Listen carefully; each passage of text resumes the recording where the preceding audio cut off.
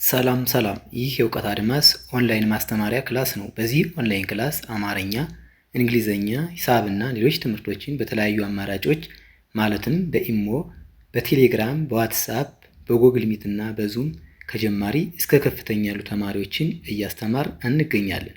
ስለዚህ በየትኛውም ዓለም ሆናችሁ መማር የምትፈልጉ ፕላስ 251ን በማስቀደም 978 40 92 73 ስልካችን ነው። በተመቻችሁ ሰዓት ደውላችሁ በመመዝገብ መማር ትችላላችሁ። ዛሬ ይዤላችሁ የመጣሁት አማርኛ ባለ 4 እና ባለ 3 ፊደል የያዙ ቃላት መመስረት ነው የሚለው። ከፊታቸው ደግሞ በእንግሊዝኛ ዳይሬክት አማርኛዎችን በእንግሊዝኛ ስፔሊንግ እየጻፉ በአማርኛ የምንጽፈው ነው የሚሆነው። ስለዚህ ሁላችሁም ሀሳባችሁን ሰብስባችሁ ደብተርና እስክሪብቶ ይዛችሁ እንዲሁም በመሃል ቪዲዮን እያቆማችሁ በመጻፍ ተከታተሉኝ። ወደ ክላሳችን ስናልፍ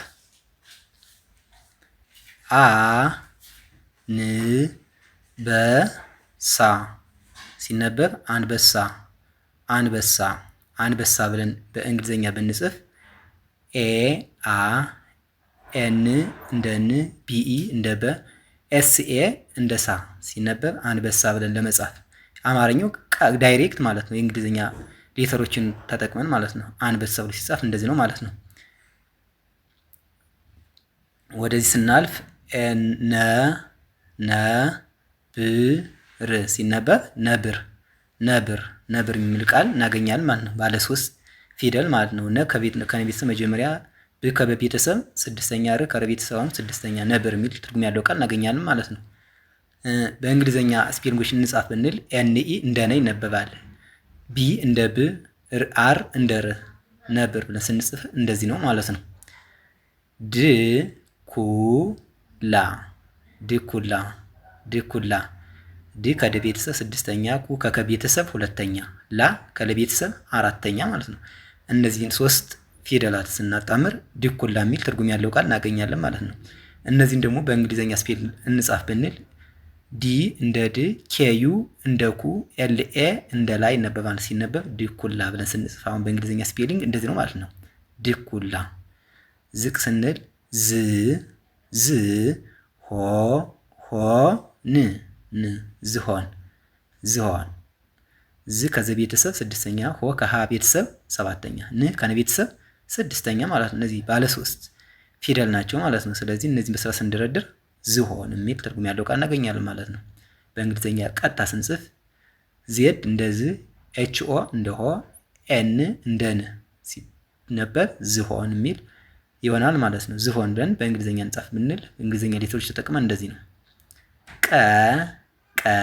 ቀበሮ ቀበሮ ቀበሮ ቀ የመጀመሪያ ነው። በም የመጀመሪያ ነው። ሮ ከረቤተሰብ ሰባተኛ። እነዚህን 3 ፊደላት ስንደረድር ቀበሮ የሚል ትርጉም ያለው ቃል እናገኛለን ማለት ነው። ኬኢ እንደ ቀ፣ ቢኢ እንደ በ፣ አርኦ እንደ ሮ። ስለዚህ በአንድ ላይ ቀበሮ ብለን በእንግሊዝኛ ሌተሮች ስንጽፍ ቀበሮ የሚል እንደዚህ ይሆናል ማለት ነው። ጥንቸል ጥንቸል ጥ ከጠ ቤተሰብ ስድስተኛ፣ ንም ከነ ቤተሰብ ስድስተኛቸው የመጀመሪያ፣ ል ከለ ቤተሰብ ስድስተኛ ማለት ነው። እነዚህ ባለ 4 ፊደል ናቸው አይደል? ስለዚህ እነዚህ መሰረት ስንደረድር ጥንቸል የሚል ትርጉም ያለው ቃል እናገኛለን ማለት ነው። ቲ ጥ ኤን ን ሲ ኤች ኢ ቸ ኤል ል ጥንቸል ብለን ስንጽፍ ደግሞ በእንግሊዝኛ ሌተር እንደዚህ ነው ማለት ነው። ሚዳቋ ሚዳቋ ሚዳቋ ሚ ከመቤተሰብ 3ኛ፣ ዳ ከደ ቤተሰብ 4ኛ፣ ቋ ከዚህ ከቀ ቤተሰቦች 8ኛ ወይም እያለ የምንጠራቸው ዲቃላ እንደምንጠራቸው ነው። ቋ ማለት ነው።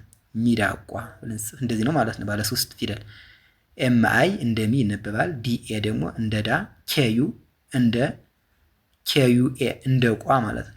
ቁአ ብለን ነው እዚህ ጋር ራሱን ችሉ ስለማይጽፍ ቋ ብለን ኬዩኤ ስንል ቋ ማለታችሁ። ሚዳቋ ብለን ስንጽፍ እንደዚህ ይሆናል ማለት ነው። ወደዚህኛው ስናልፍ ጅብ ጂ ከጂ ቤተሰብ ስድስተኛ፣ ብም ከቤተሰብ ስድስተኛ ማለት ነው። ባለ 2 ፊደል ቃል ጅብ። በእንግሊዝኛ ሌተር ስንጽፍ ጂአይ እንደ ጂ፣ ቢ እንደ ብ፣ ጅብ ማለት እንደዚህ ነው ማለት ነው። አነር አ የመጀመሪያ ነው። ነም የመጀመሪያ ር ከረ ቤተሰብ ስድስተኛ ማለት ነው። አነር አነር የሚባል የዱር እንስሳት ሁሎች አሁን ከዚህ ላይ እያየናቸው ያለ ነው የዱር እንስሳትን ነው ማለት ነው።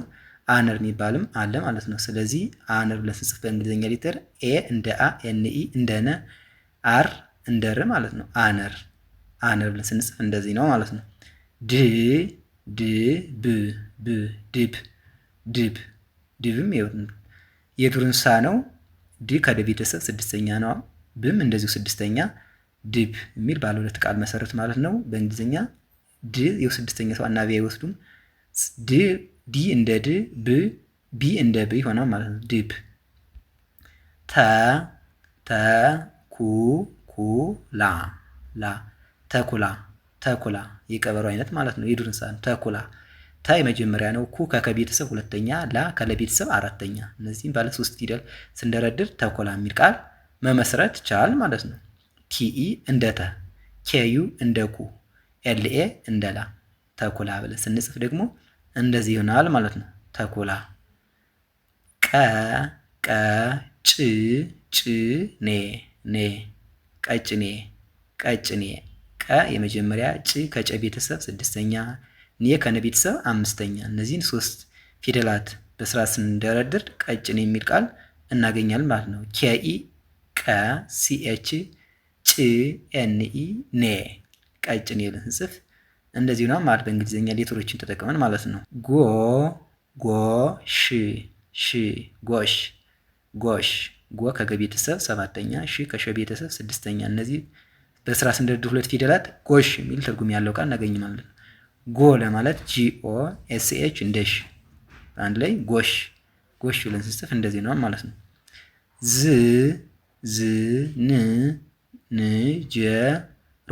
ሮ ዝንጀሮ ዝንጀሮ ዝ ከዘ ቤተሰብ ስድስተኛ፣ ንም ከነ ቤተሰብ ስድስተኛ፣ ጀ የመጀመሪያ፣ ሮ ከረ ቤተሰብ ሰባተኛ ማለት ነው። እነዚህ ባለ አራት ፊደል በስራ ስንደርድራቸው ዝንጀሮ የሚል ቃል እናገኛለን ማለት ነው። ዜድ እንደ ዝ፣ ኤን እንደ ን፣ ጀኢ እንደ ጀ፣ አርኦ እንደ ሮ ዝንጀሮ ብለን ስንጽፍ ደግሞ በእንግሊዝኛ ሌተር ተጠቅመን እንደዚህ ነው ማለት ነው። ዝንጀሮ። የዛሬ ክላሳችን ይህን ይመስላል። ቪዲዮውን እያያችሁ ላይክ፣ ሼር፣ ሳብስክራይብ አድርጉ። መማር የምትፈልጉ ስልካችን ከቪዲዮ በታች ስላለ ደውላችሁ በቀጥታ መማር ትችላላችሁ። በቀጣይ በሌላ ክላስ እስክንገናኝ ድረስ ሰላማችሁ ይብዛ። ሰላም ሁኑ። ቻው